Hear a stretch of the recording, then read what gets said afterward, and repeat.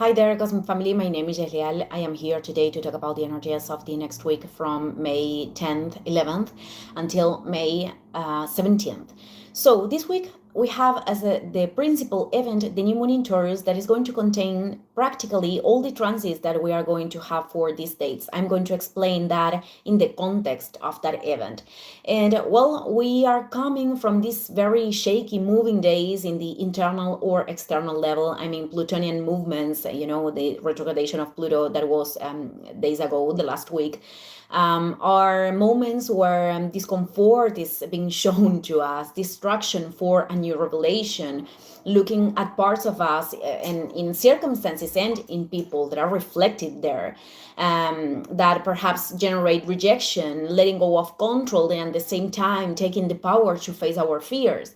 But well, if you remember the end of the week of the video of the last week, I'm going to leave that in the reproduction list below. I was commenting that today, May 10th, we have the perfectioning of a harmonic aspect, which is the sextile between the Sun in Taurus and Jupiter in Cancer. That on May 13th, it is going to be repeated by Mercury, and on May 14th, both of them, the Sun and Mercury, are going to have their superior conjunction in the degree 23 of Taurus. And I talked about this the last week because aspects with the Sun, we feel them with anticipation. But I'm going to approach this again with the new moon. There are things that I'm not going to repeat. So let's go there. May 16th, new moon in Taurus. This is given in the degree 25 with 57 minutes. So you have to look at that house of your natal chart at that degree, and because there is the event happening. So we begin a cycle of 6 months, and new moons in Taurus are coming from this seed that we are putting to create forms of stability, where we begin or we continue with projects that we want to concretize in the material reality. And that stability could be related to many things. So again, it is important to look at the house of the natal chart where you have Taurus. But the most common topics are linked with economy, could be linked with home, where we want to be established. Also, the relationship with our physical body in terms of nutrition, caring, and also healing. Material resources that we possess, the material ones, but also the virtues, the knowledge, the tools that we have incorporated or that we can incorporate that can contribute with value to our lives and the lives of other people. Also, Taurus, as the domicile of Venus is the regent. It is related with experiences of plenitude that are that we can enjoy, whether this is in the physical level or internal one, situations that we want to create, or that we can also learn to observe, recognize, and be grateful for having those possibilities, as enjoying food, as having a space to rest or to keep ourselves warm and comfy. Here in the southern hemisphere, we are entering that period of cold. Hugging someone that we love, whatever thing you feel you can recognize that is actually valuable. And also, we are talking about the ways in which we are valuing ourselves, the value that we give to our time, energy, attention, what we give to other people, and what we receive. So, as I was explaining minutes ago, the principal configuration happens with the Sun and the Moon in Taurus in conjunction with Mercury and in a sextile with Jupiter in Cancer. So, in first place, we could say that what is being manifested during these days, this week, is a great opportunity of growth, expansion, healing, of creation of experiences that are making us feel in inner peace and that are making us feel sustained, because both of them, Taurus and Cancer, are signs associated with the sensation of security, material and physical one in Taurus, and in terms of nourishing and emotional one in Cancer. But of course, in the practice of growing and developing ourselves, we have to understand that such security, it is not truly anything associated to something that is fixed in our lives. It is not a fixed situation.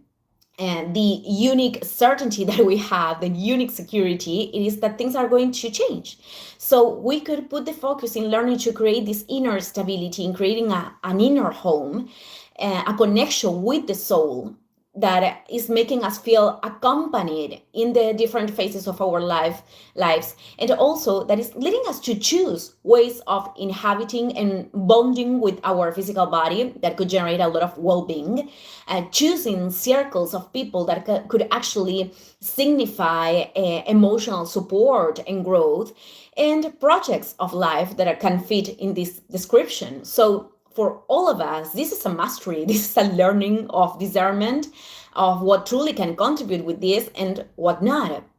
And it is also a key to question ourselves, the basis from which we come, our familiar context, our primary experiences, the past situations that perhaps created perceptions, behaviors, and forms of relating with other people and with life that could have been useful for a while to survive to the things that we have that we had to go through, but right now could be something that is preventing for us opening doors of expansion and growth. And I can actually confirm that many people believe that desire to experiment plenitude, but when the opportunities of happiness, success, developing of our potentials, the blessings of life appear, many times people have difficulties to receive that, especially when we haven't worked in our inner basis, because perhaps we have difficulties to believe that we can actually experiment a positive situation, or because we are starting to over focus in everything that is negative as a resistance, or because the fear emerges, the fear of losing those situations emerge, and curiously that doesn't allow us to enjoy them in the present moment, or because the distortion of our experiences, previous experiences, generating in us seeing as beneficial or positive something that is truly far away from that, and that could be very, very familiar, but also very, very limited, and to conform ourselves with something that is opposite to something that is nourishing, because we believe that we cannot receive something different, or because we didn't learn how to give it, to ourselves, how to give it to other people. So the conjunction with Mercury is indicating that this week is also linked with information that is coming. Could be news, could be something that we are communicating or that someone else is communicating to us, which is the seed that initiates the process. This information is an illumination, a resource, a tool, or a decision to start this expansive process and healing process that we have to descend to earth in the next months. And this part is truly important. This means that there is something that we need to practice, to decide with concretion, or to sustain with consistency, so it can actually be shaped in reality. Recognizing how we can invest our resources and our energy, respect the time, whether because we need to move something that cannot be delayed anymore, or because we have to continue in a project so we can see a materialization. But with Jupiter in Cancer, everything begins inside. It starts with the recognition of what contributes and with the detachment of what for us could be something known, but it is actually something that is not feeding our soul, with this high listening of our intuition, and also with the breaking of beliefs that perhaps we have made identity in, but they are again barriers that prevent expansion, and probably with the manifestation of circumstances that are very disruptive, but they are going to impulse us to move.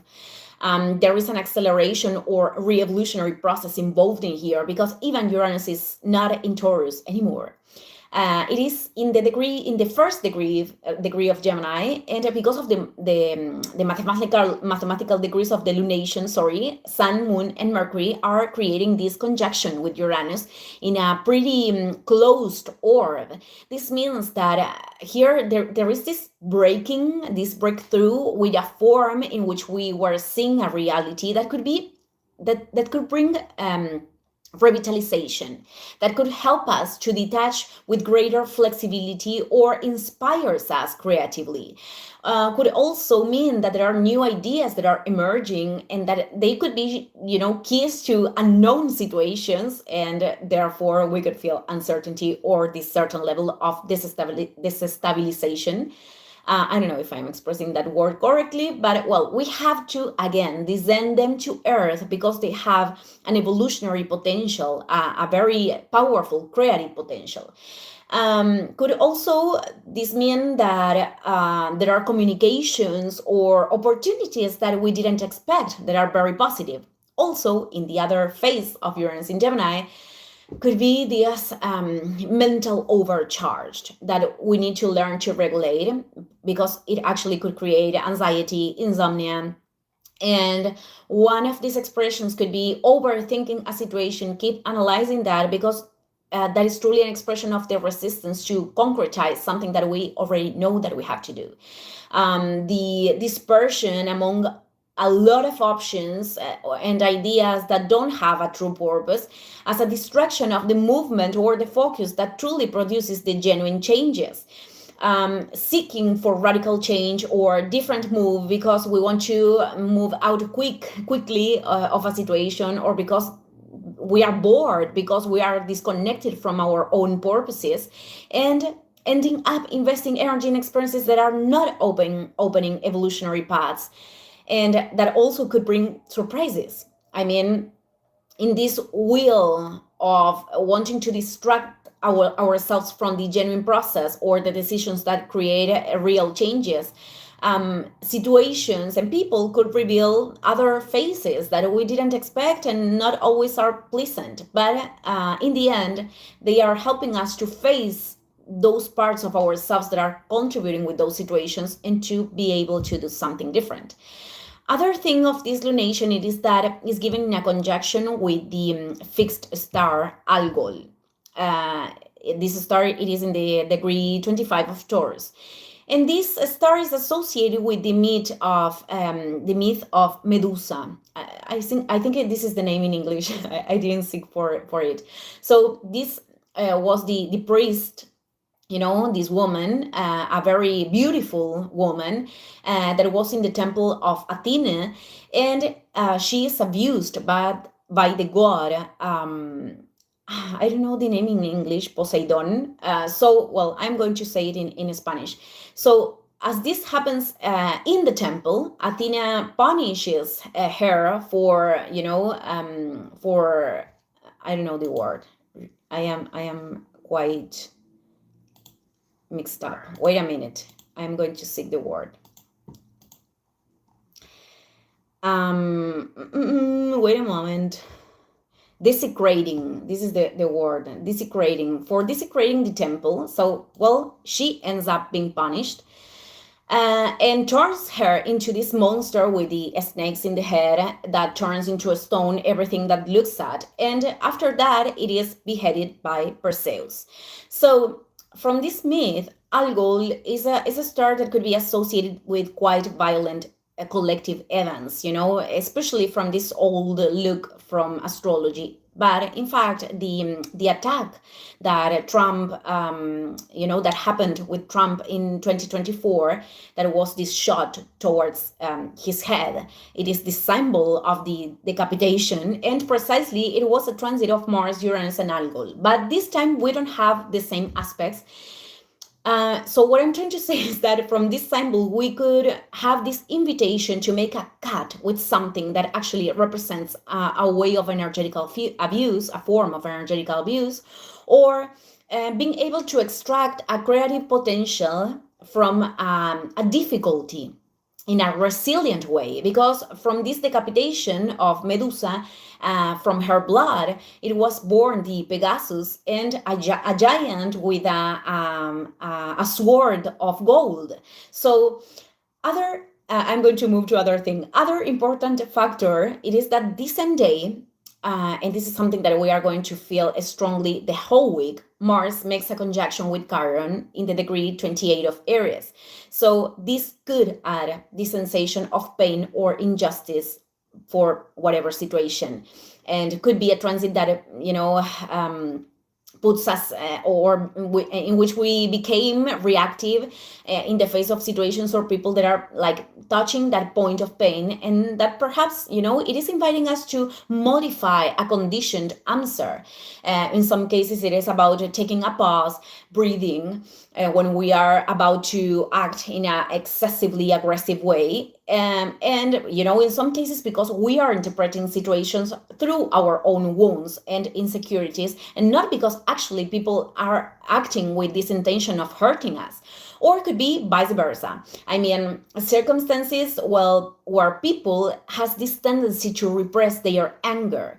It is not entering in contact with the anger in an imbalanced situation, and has the tendency to justify negative behaviors, because being in contact with that anger allows us to be assertive and to establish boundaries.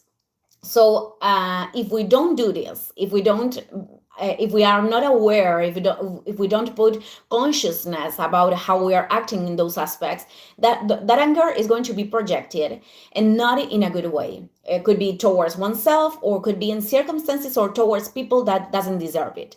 So in the collective level, all of these aspects could be traduced in news, in communications, in terms of economical matters that generate generate people not being happy, manifestations that could derive in violence.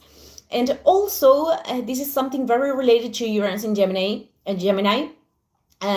Other phases of the coin being revealed, and understanding that things are not black or white, that have other colors.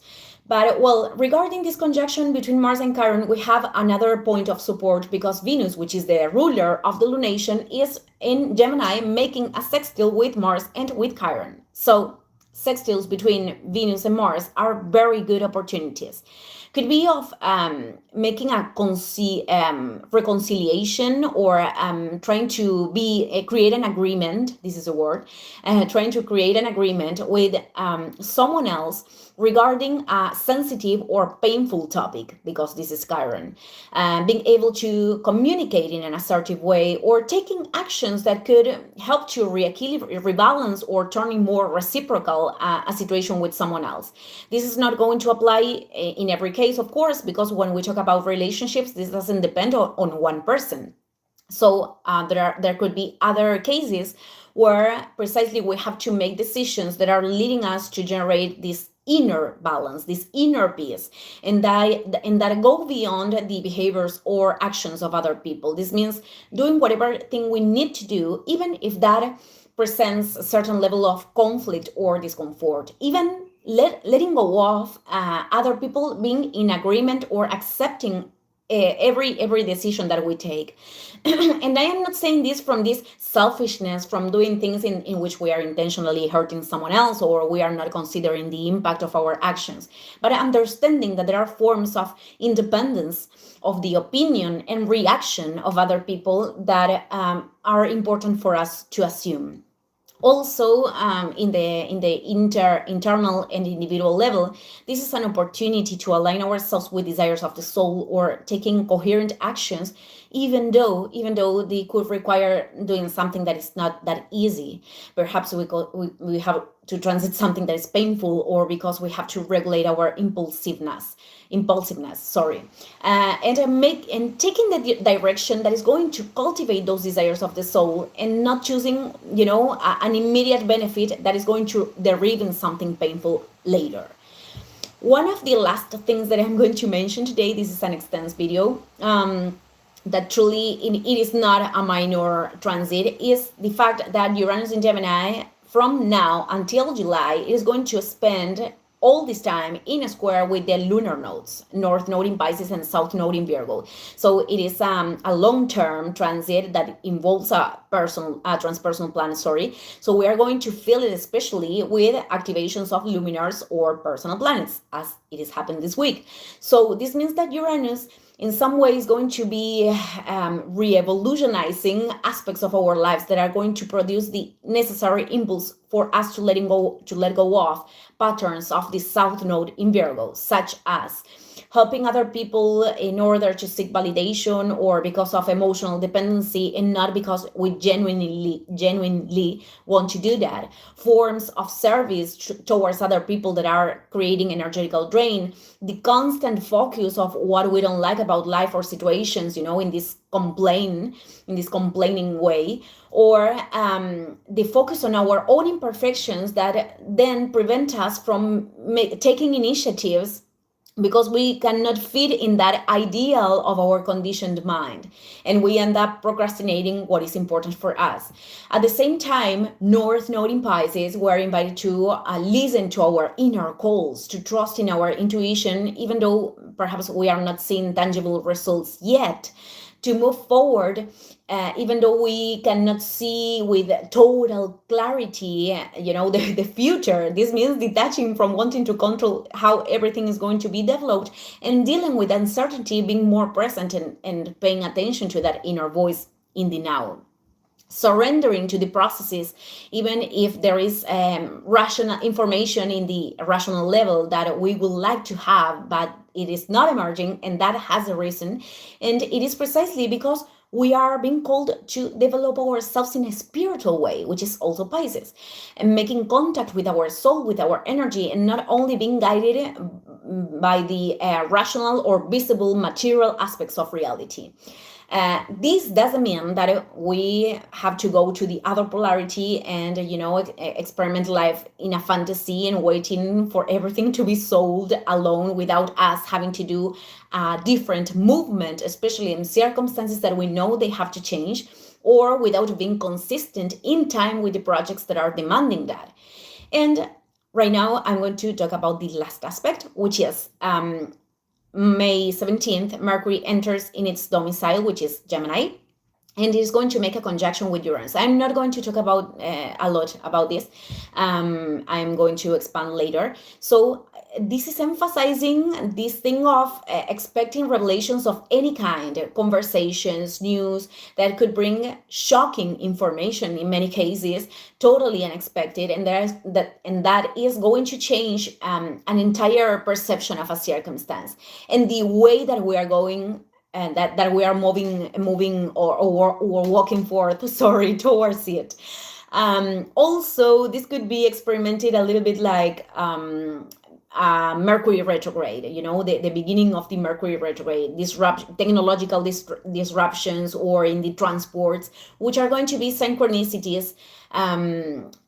They are going to be indicating something that is different, of course, for each one of us. And as a recommendation, if you want to, I would say that it is important to practice flexibility, because many of these things could break with a structure of thought.